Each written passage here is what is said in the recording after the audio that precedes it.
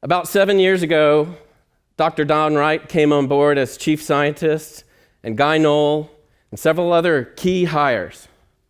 And we got together to create the Esri Ocean GIS initiative. Outside of the company, Tony Lavoie was managing a huge GIS implementation for NOAA.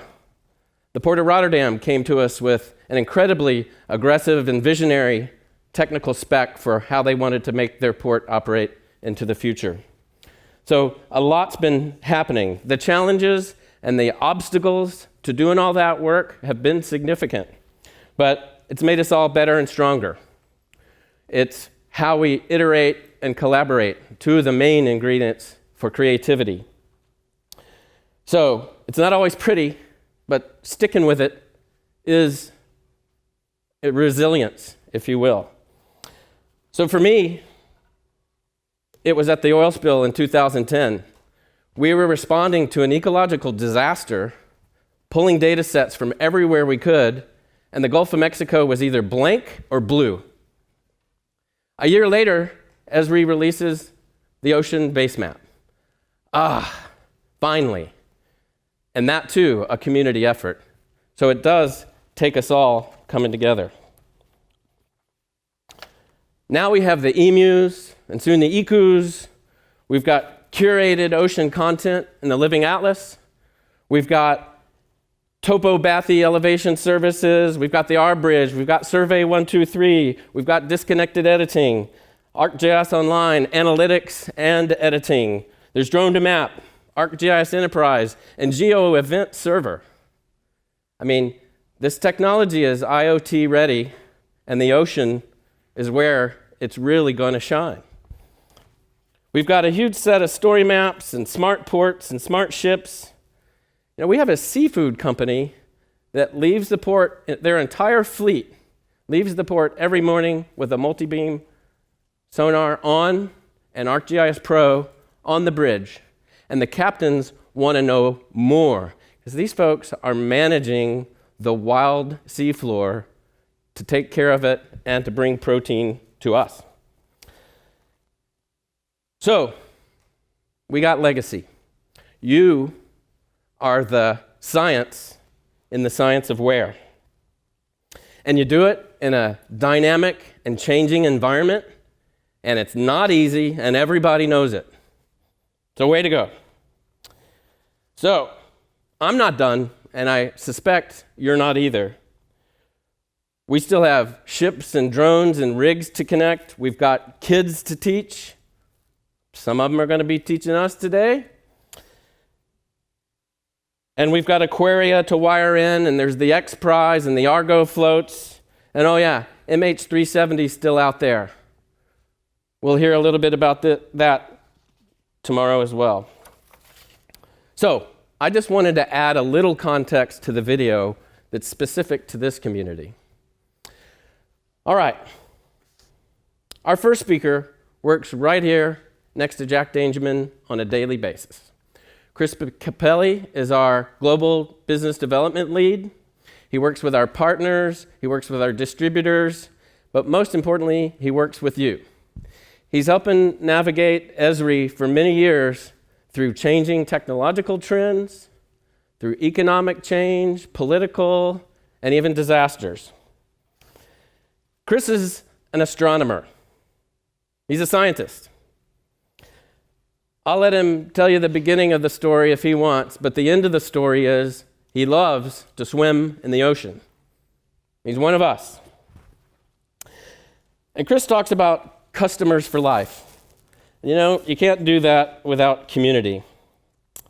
I remember years ago, I was in a meeting with Chris and all the directors, maybe struggling a little bit to explain how we were going to do this Ocean GIS initiative, how we were going to get here. And Chris finally just said, they're building community. And I appreciate that you saw that. I'm not sure if I even saw it at the time. And I appreciate that our company holds community in such high regard. So, without further ado, Chris Capelli. Thank you. Thanks, Chris. Thank you, Joe.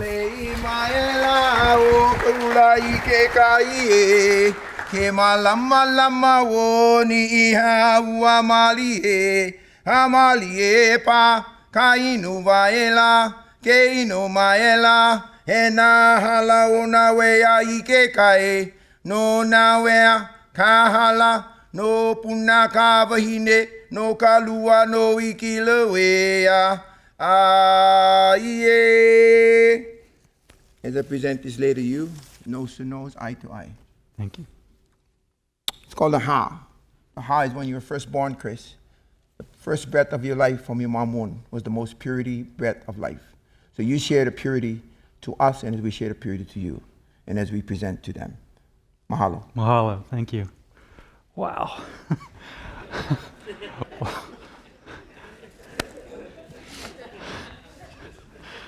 Can I sit down? Wow. Well, welcome to Redlands, California, and to Esri. I wanted to take a bit of time and explain a few things from our perspective and maybe offer some challenges for each of you, bless you, each of you to take your work to a new level. Because ultimately that's actually our role here at Esri, is to serve you and help you do amazing things. So, Drew, I'm not sure how to process that introduction yet. I'm also a geographer. Let's see, I'll take in a little life story. My heart has always been in the sky, I guess is one way to think about it. From the earliest memory, I looked up. I was fascinated by celestial mechanics. I was just in love with the sky. I read every edition of Sky and Telescope magazine. And did I mention I'm a geek? So I have an automated observatory in my backyard, so I'm still very active in astronomy. That's actually one of my images from right here in Redlands. So despite light pollution and the challenges of being in an area where there are environmental constraints, you can still do amazing things. You can take amazing photographs. Anybody know where that is? Kathy, you can't answer that question. It's the Veil Nebula. To me, it's one of the most beautiful kind of whispers in the night sky. It's just an amazing complex of hydrogen and sulfur and oxygen gases all mixed together. So how do I take the journey from being somebody that's interested in the sky to somebody that's interested in geography? Well, I have a lot of friends that are still asking that question as well. And I think a lot of it had to do with this series called Cosmos. Did anybody see it? There's actually been 2 Cosmoses. Yay. I knew there was one other person out there like me. Oh, thank God. Well, there's actually 2 Cosmoses. There's the original, which someone could argue is not necessarily the original, but it was hosted by Carl Sagan, and the second one was equally as powerful. But for me, this was a transformative experience when I was a teenager. And let me set the stage. I had envisioned my entire early life of being an astrophysicist. As a matter of fact, I had taught myself math, I taught myself computers, I taught myself a lot of things in order to kind of get there. So imagine my parents allowed me to take control of the TV to watch a mini-series. That was a big event in the Capelli household because we only had one TV. And I'll never forget, I sat down for the first episode, and I'd been talking about it for as long as I had known it was coming out. I mean, Carl Sagan was in Sky and Telescope magazine from my earliest recollection. And I'm sitting in front of the TV, and I'll never forget, at the end, my mom kind of taps me on the shoulder and goes, "Christopher, what did you think?" And I must have turned around with this scowl on my face. She said, "What's wrong?" I said, "He's betrayed us." This wasn't about astronomy and astrophysics. This was about Earth and science, and I was dumbfounded. Boy, I guess my head was too far in the sky. After that series finished, I started actually taking my head out of astronomy and out of Sky and Telescope magazine, and I started to study Carl Sagan a little bit more, and I was struck by this quote. Has anybody ever seen it before? Our species needs and deserves a citizenry with minds wide awake and a basic understanding how the world works. And I realized that I didn't want to be an astronomer or an astrophysicist. I wanted to be a scientist. And through strange twists in fate, I landed on geography. And I won't go into the story of how I did that, but I would just say that when you learn a lot about science, a lot about math, and a lot about computers, and you decide you want to turn your attention to the earth, GIS and geography sure become a really cool way to focus that. So I've been with Esri for now 26 years, and I've been able to realize my life's work here. And that's being able to understand that the science of where is more than a slogan. It's a concept for understanding how the world works. And I would suggest it's a way or an instrument for helping us as scientists explain to others how their world works so they can make better, more informed decisions. So when I think about your efforts, I think about the role that we aspire to here at Esri.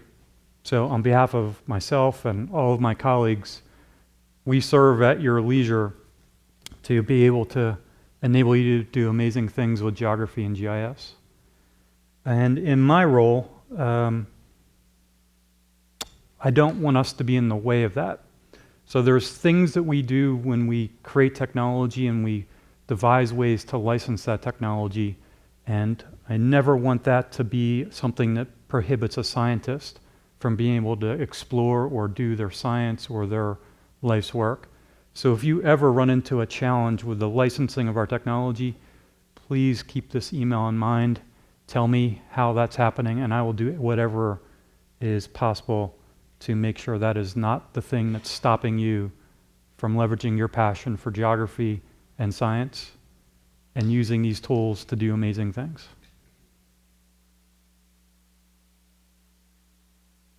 Because ultimately, I think Carl Sagan was onto something, and what my real experiences have been in working here for so long and having an opportunity to meet with so many different varieties of people who all see how geography is an invisible force sometimes that can fundamentally transform how people think, act, and rationalize the information that they're presented with.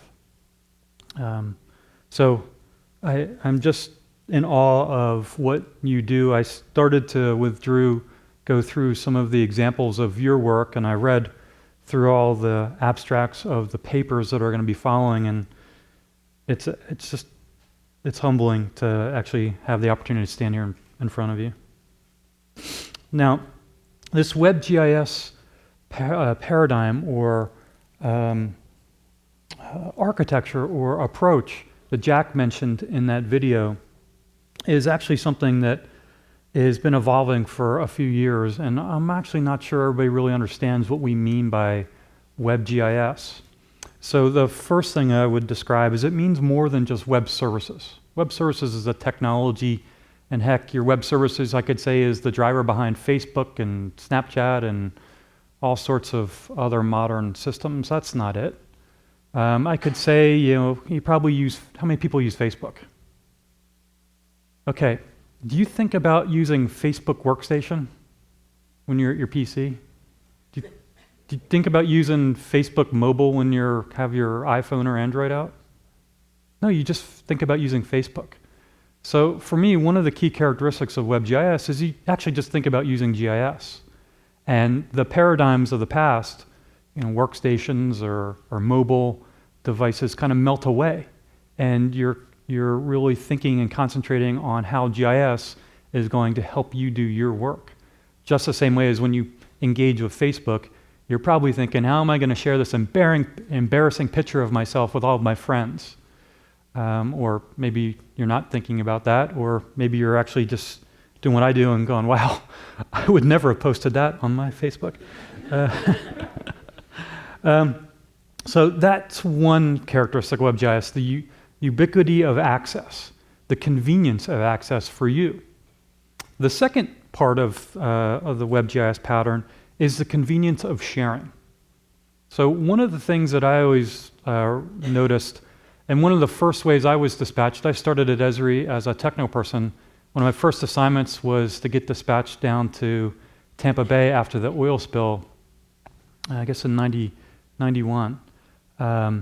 And I remember having to write AMLs and just produce miles of maps because that was the only way to get maps out was to print them. And I was so happy when the electrostatic plotter showed up because we could print more maps faster. Well, I think about one of the characteristics of WebGIS being, well, the maps are still kind of important. They're a lot of what we do, but the paper part's not as important anymore because the speed in which we deliver maps to help people make decisions is actually what's become even more important. And we do that through the web, and we do that by putting maps into their electronic lives. So that's definitely a characteristic of WebGIS, the ability to share conveniently with other people who are not necessarily with us, but we have to basically have the ability to influence or educate or inform them. The third key characteristic of WebGIS for me is definitely the notion of connectivity, but it's also mixed with the notion of community. And what I mean by that is it's the ability to share information seamlessly between organizations, between people, and even within organizations, between people. And I think that's the last key characteristic of WebGIS I wanted to illustrate, because each of these organizations you've probably been staring at as I've kind of been talking is doing those three things, and they're doing it at scale. And let me show you an example that I thought may resonate with you. I'm David Yarnold. I'm President and CEO of the National Audubon Society. Before the ArcGIS platform, our state conservation and bird experts, along with our national science experts, were all working off of disconnected databases. Being able to share data lets them collaborate and lets them come up with much more robust, larger conservation visions. It's completely transformed how we think about conservation and where we target our work. GIS is really the connective tissue for this entire organization. So we have volunteers collaborating with staff in a new way, collaborating with partners in a new way, using our GIS as a big spatial platform. It's really groundbreaking for us. Now that we're opening it up with story maps, ArcGIS Online, we can very quickly take hard data that our science team collects and we know is authoritative and turn that into a great communication product. I'm really excited about what we've done as an organization, what GIS is doing for the conservation community, but also for the nonprofit community. The technology is so accessible, everyone accepts and is excited that GIS is in their toolbox. Having the ArcGIS platform be part of Audubon's DNA has helped us produce better science. It's helped us produce better plans. That in turn has helped us do more effective fundraising. It has increased our credibility with our partners. And most of all, it fulfills Audubon's core mission. It lets our local chapters be authentic, credible voices in their communities for birds and for people. That's what I think is kind of really cool to summarize WebGIS. It's just an enabling technology that helps people understand geography and use it as a strategic asset for making decisions. And that's really it. The WebGIS doesn't discriminate based on the size of the organization that uses it. So literally WebGIS in the hands of a person is arguably as powerful as WebGIS in the hands of everybody in an organization. So for those of you who work as the rogue GIS expert in your organization, rest assured you can harness the secret powers of WebGIS to break out and to illuminate the rest of your organization. Or if you're that scientist who has your life's work that's driving you and you need to communicate that broadly, WebGIS is that platform for helping you do that. Or if you're in a connected community like you are, and you want to be able to share your work and share your trade craft so that others can learn from, maybe envelop into their own work, and then share in turn with others. I think this is one of the key things that WebGIS delivers. So as I was preparing, Drew and Dawn convinced me that you're all very technical, like myself. Is that correct? Y'all feeling pretty technical? Okay. Did I mention I'm a computational geographer? And you thought I was just a sales guy. Oh boy. All right. Yeah, okay. So, anybody know what this map is? Well, imagine its potential hiding places for submarines off the peninsula of Korea. I don't know why people would be interested in that, but it definitely shows an interface and an understanding of why understanding our seas are important, at least from a national perspective. So what you do is got many derivations and uses that to me are important and illustrate the science. And what as a study of the science and the space race, I can't help but think of all the advances that were brought forward by NASA as it drove in the space race, and all the derivative things that we never, or they probably never thought would come to fruition for the greater good of humanity as a result. And I think about your work in that same way. I think you're helping to educate people that are being inspired by a much broader perspective. Now, I've given you enough time to panic on what's coming next. Since you're all technical and you all kind of understand the power of geography, kind of the sometimes hidden force that guides people in making decisions, like when to turn left or when to turn right, or when to not listen to Google Maps and take that right turn. So I'm gonna cover a few things that are really important to me, and that's the language of spatial analysis. Because at the heart of what we do is this notion of having a language for understanding how to take problems apart. Now, the language of spatial analysis actually has a few dimensions, and if you thought about it, there's the basic elements on the left, understanding where. Well, that's kind of putting things on a map. Now, that's work, and that's interesting. Putting our stuff, your stuff, the stuff on a map accurately takes effort. And it also rewards us because it gives us perspective. From that, we can kind of move further to the right. We can measure size, shape, distribution. We can understand kind of what's going on, how big it is, how long it is. It gets even more interesting as you start going further to the right, like determining how places are related. Tobler's first law of geography. Things that are closer by one another are probably more related than things that are farther apart from one another. Well, I can actually show you in science and math and geography how that works. Or finding the best locations and paths, pretty important. I showed you an example of that with the science of submarines. Detecting and quantifying patterns.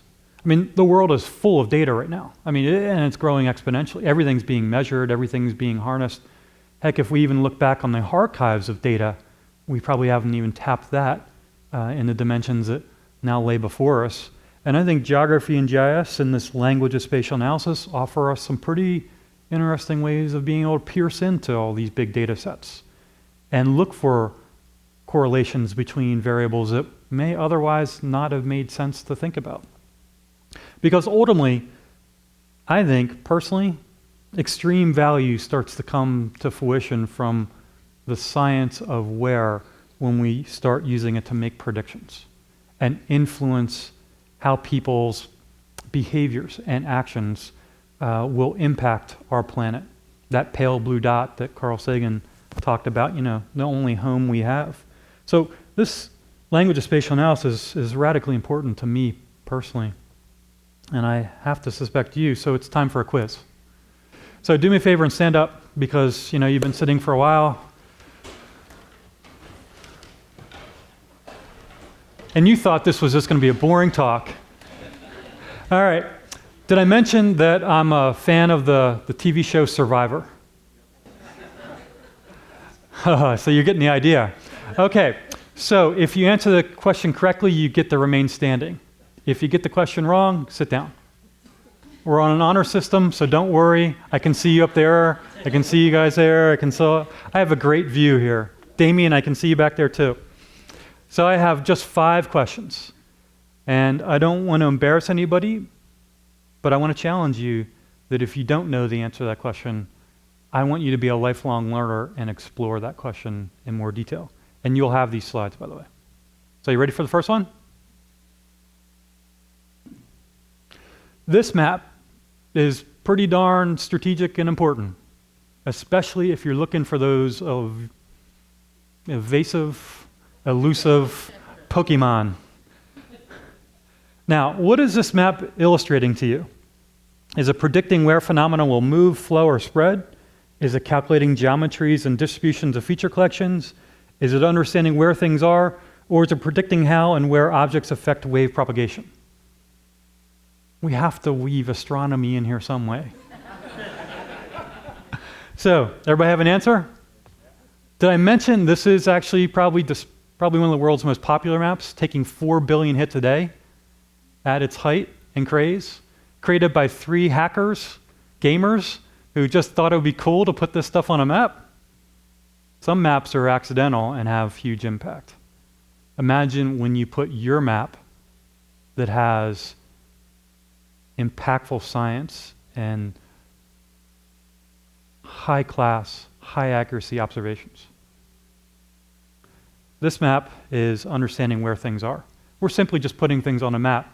You could think of lots of ways to make this map even more powerful. We could introduce the rest of the language of spatial analysis and do things like, let's prioritize, because these things are only going to be out for a certain amount of time.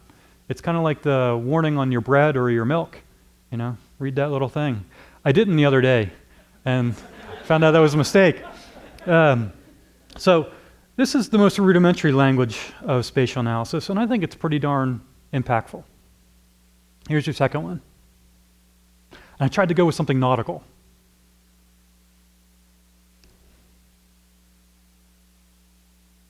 Now, this map takes a while to study, and it's actually sitting inside of a story map, which makes it interesting as well. But is this understanding where and when things change? Is it predicting how and where objects affect wave propagation? Is it determining and summarizing what is within an area or areas? Or is it determining overlapping relationships in space and time? Everybody got an answer? Wow, everybody's still standing. Holy moly. So this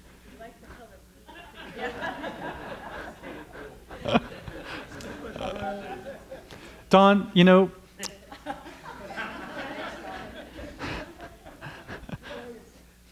so of course it's determining and summarizing what's within areas, because shipwrecks are discrete points. What we're doing here is aggregating those into a regular grid and then using graduated symbols to be able to proportion the size, so you get a visual understanding of how many shipwrecks, relatively speaking, are in those areas. I like this one a lot. I started my career at Esri based out of our North Carolina office. So hopping across the border to South Carolina was something I did regularly for work. And it's definitely, has anybody here from South Carolina? Love your state. It's definitely, like a lot of other states in the United States, faces challenges. This is one of those ones that I always, you know, it's hard to watch. I'm a father of 4, so this one hits home. So is this map, which is actually low birth weight analysis from data that the state publishes, is this where are the significant hotspots, anomalies, or outliers? Is it understanding where the variations in patterns values are? Is it predicting where phenomena will move, flow, or spread? Or is it which features and pixels are similar and can be grouped together? Everybody got one? It is a tough one.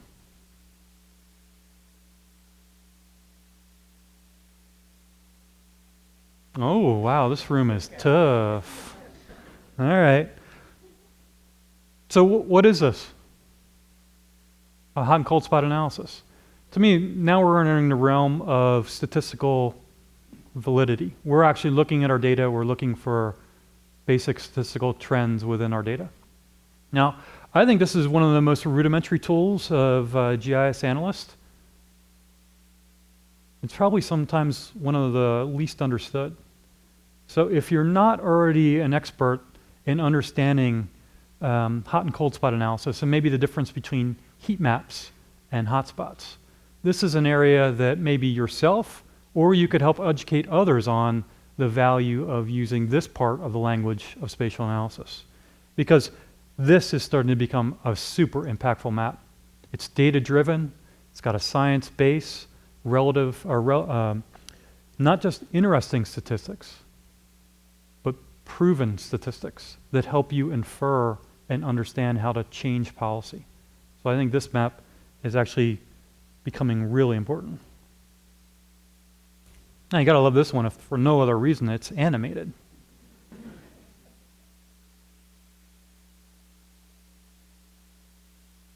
Now this is actually one of my favorites.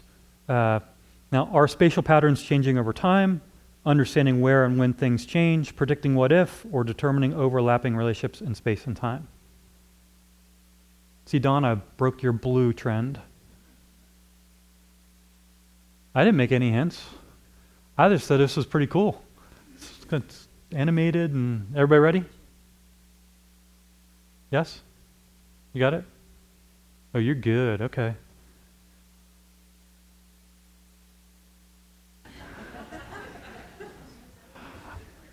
Oh, now come on. We were doing so good. What I like about this one, now this is actually looking at crime in Chicago. Now, what's interesting about it is we're actually first aggregating information, discrete locations, into these blocks, and we're applying some basic spatial temporal analysis to it. So we aggregated them, and we put them in a space-time cube, which means that we can now look at time as the third dimension. Now, why I think this is really important is we're also able to apply a similar hot and cold spot analysis tool, but over temporal trends.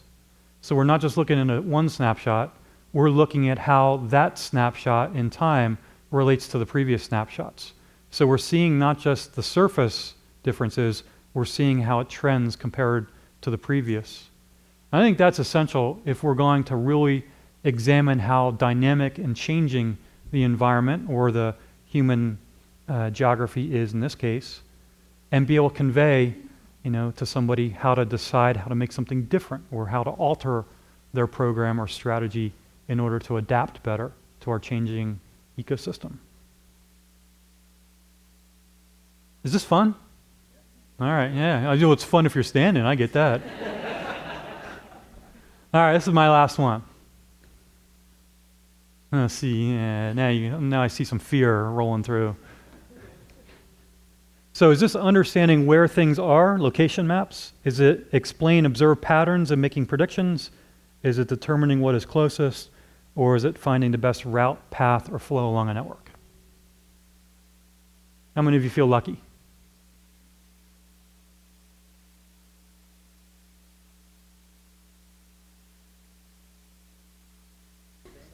Wow, now turn around and look who your fellow survivors are. Congratulations.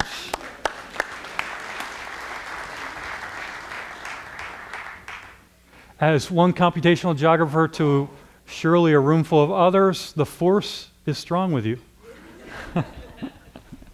Now this one's actually one of my favorites because we're actually combining that thing we've been talking about called ArcGIS Pro with the world's most popular open source statistical package, R. And that's something if you're not already doing and you're using R and you're using ArcGIS, boy, I encourage you to do. Because when you put those two things together, you can really understand how your data in a whole new dimension. And that's to me super exciting. Because now you're actually clustering using regularly spaced hexagons to cluster, in this case, crime data in San Francisco. You're enriching it with some additional information about the human geography of that area, census information, population statistics. You're moving that over to R to do your correlation analysis, and then you're bringing it back to do further geographic weighted regression on it. To me, this is an exciting, this is the far right of the language of spatial analysis. So I would encourage all of you, since there are many of you who are computational studs, if that's a proper way of saying it. You're rock stars with geography and computational thinking.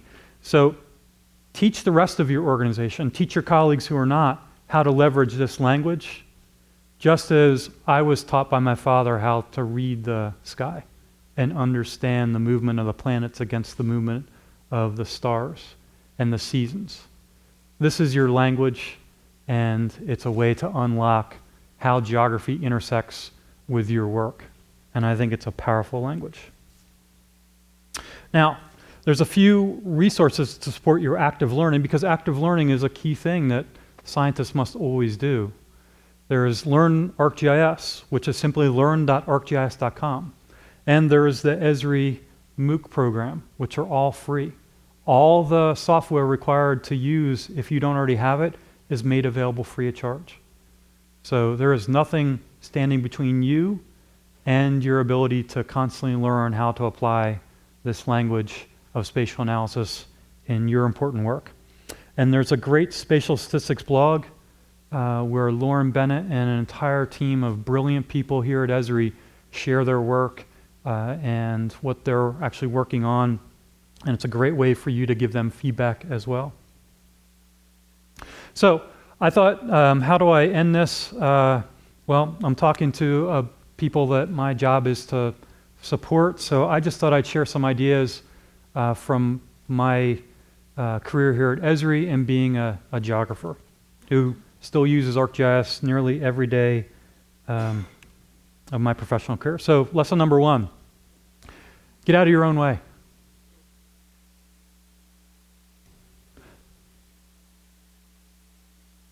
Now that I'm 52 years old, I've learned some amazing lessons over my lifespan. The person that I was when I was 20, well, that person's still kind of in there, but the gruffness, the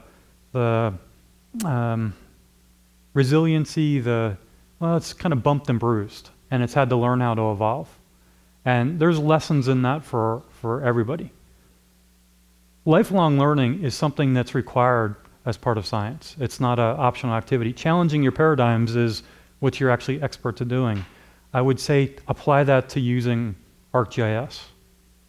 How many of you are still using ArcMap? Okay, I love you. I really mean that, I love you. I'm a workstation ArcInfo person. I even programmed info. But those days are past. And it's time, because the world of Pro actually has a lot of value for you to start using. So you can use both of them in parallel. I'm not saying ArcMap's just going to go away, because it's not.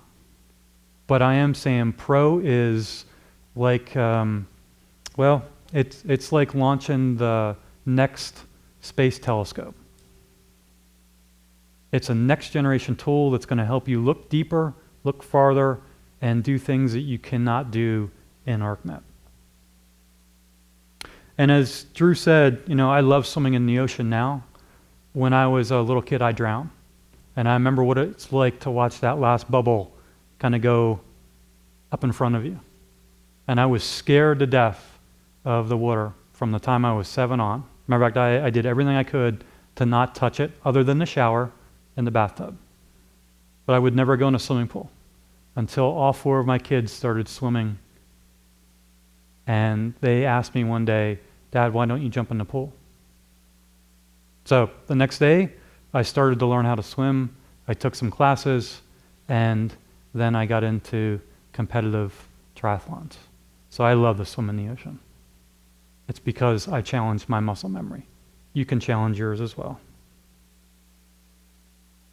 So think about Pro not just as a replacement for ArcMap, because it's not. It's a next generation tool. Think about it as being your portal or your doorway into this thing we call WebGIS, because you're connected and you can leverage those connections. Now, I actually took an ArcMap project, which was that project I referenced before of submarines, and just brought it and opened it into Pro. So you can do that too. Second thing I wanted to share with you is leverage the full power of the platform you actually have. There's a ton of analytical capabilities inside of ArcGIS. You can automate and script for interactive exploration. There's a new tool that we call Insights. There's an old tool we call Esri Maps for Office. So if you can make a bar chart in Excel Well, you can actually do some analysis in Excel as well. You can do spatial analysis and geoprocessing in ArcMap and Pro. You can do real-time event handling. You can also do big data analytics. These are the dimensions that ArcGIS has for you as scientists to leverage to do your work. If you're not already, I would challenge you to learn and use Python. It is one of the most addictive languages that I've ever used. It's almost it almost tells you what to do next.